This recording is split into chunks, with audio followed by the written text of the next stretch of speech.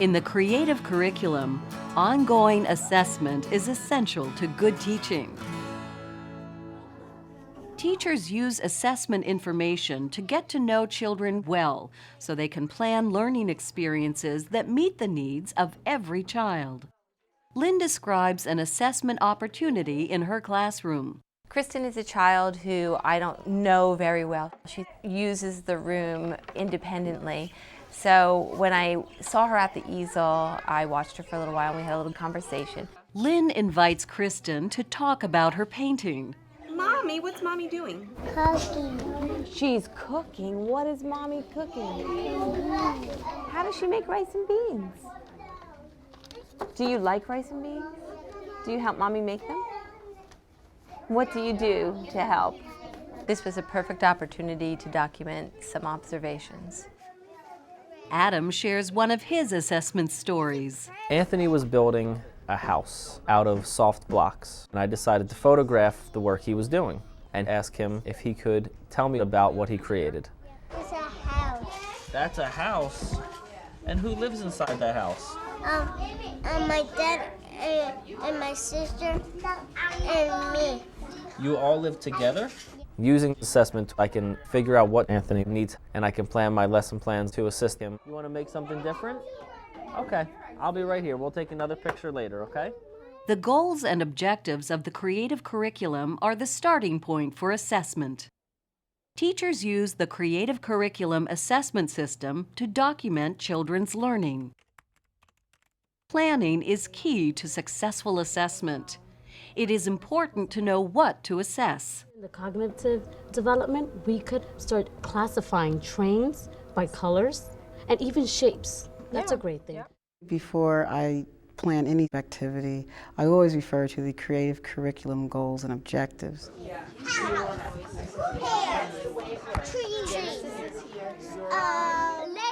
Teachers think about how to keep track of information. The creative curriculum suggests documentation strategies. Having clipboards around with paper where you can jot things down as you see it works best for me. Teachers collect samples of children's work and take photos for portfolios. The online system allows teachers to keep all assessment information in one place. Choose any of the children's name and press Add New. This is great. My uncle used to have these. The creative curriculum assessment system is an ongoing cycle with 4 steps. The first step is collecting facts about what children know and can do. Next, teachers analyze their observations and respond.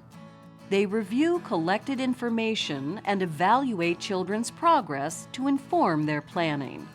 At 3 checkpoints during the year, teachers summarize all of the information they have collected, plan next steps for individual children and the group, and communicate with families and others about children's progress. Watch how teachers carry out the 4 steps of the assessment cycle. To collect facts, teachers observe and document children's learning. Children will ask me, what are you writing? So I show them, and it's an opportunity for me to say to them, if you see something, if you notice something, maybe you could write it down here and share it with us. As children work and play, they reveal what they know and can do. With the goals and objectives in mind, teachers write brief, objective notes about what they see and hear. Assessing the children is an ongoing process. It's all day long. It's every moment of the day. Lewis documents Aaliyah's learning in toys and games.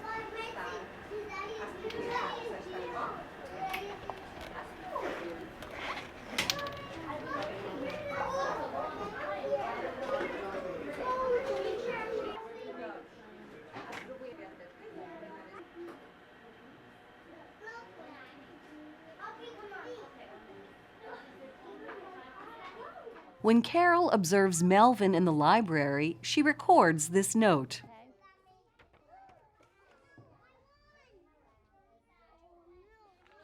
B for Benjamin. As Lynn stopped to chat with Benjamin, she captured this observation.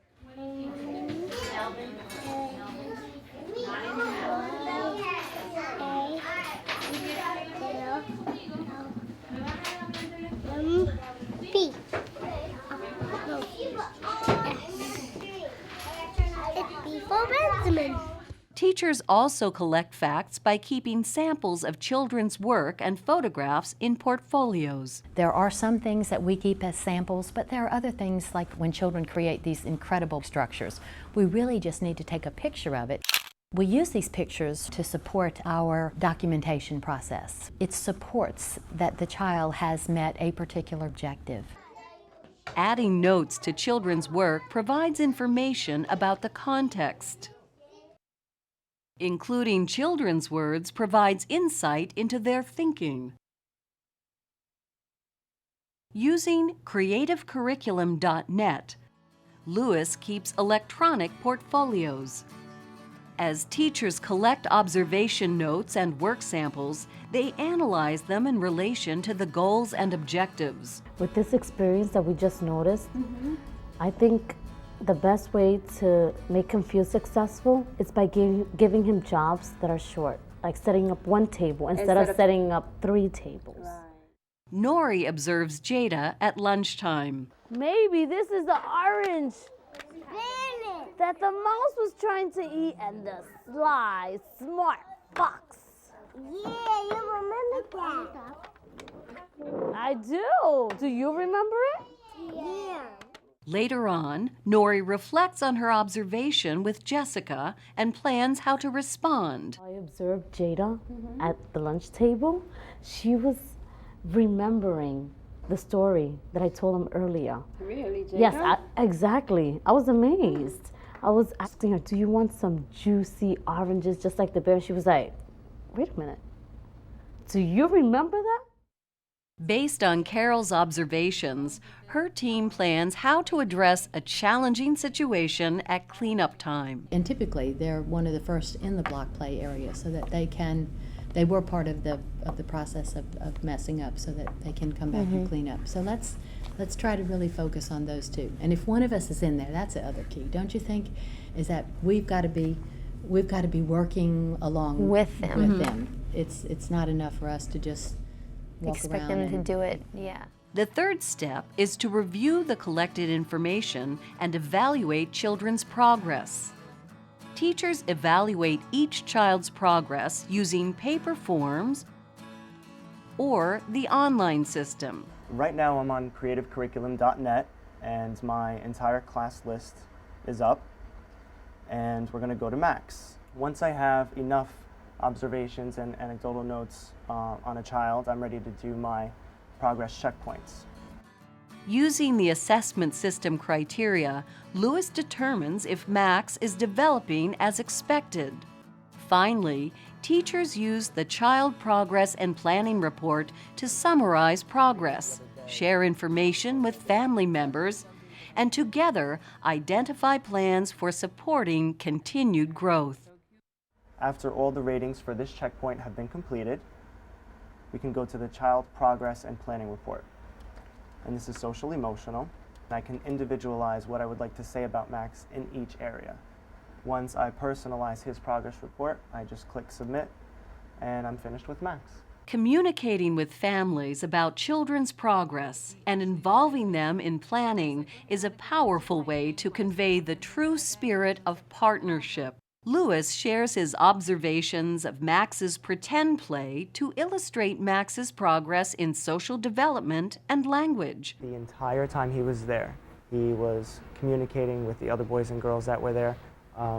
Just the conversation that was going on, the words he was using, stethoscope, heartbeat. Yeah. Ms. Drakeford shares an anecdote about Max's pretend play at home. So you must put your pencil behind your ear. Yes, I keep it right here. So he'll be like, I'm not Max, I'm Max Romay. I'm like, okay. Oh my God, I didn't know that. I'm sorry, Mr. Romay.